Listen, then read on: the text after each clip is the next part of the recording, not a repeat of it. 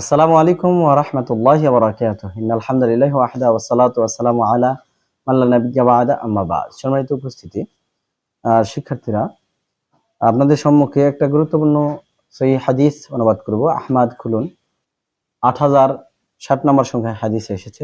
আবু হুরায়রা রাদিয়াল্লাহু আনহু বর্ণিত, তিনি বলেন, রাসূলুল্লাহ সাল্লাল্লাহু আলাইহি সাল্লাম বলেছেন যে, মা আখশা আলাইকুমুল ফাকরা, আমি তোমাদের উপর দরিদ্রতার ভয় করি না, যে তোমরা ফকির হয়ে যাবে, দরিদ্র হয়ে যাবে, টাকা পয়সা থাকবে না তোমাদের, এই ভয় করছি না। ওয়ালাকিন আকশা আলাইকুমুত তাকাসুর, বরং আমি ভয় করতেছি তোমাদের এই পার্থিব জীবনে ধন সম্পদ বেশি হয়ে যাবে, আর ধন সম্পদের এই প্রাচুর্যতার তোমরা প্রতিযোগিতায় লিপ্ত হবে, পরস্পর একজন আরেকজনের চেয়ে উপরে উঠে যাওয়ার প্রতিযোগিতায় লিপ্ত হবে।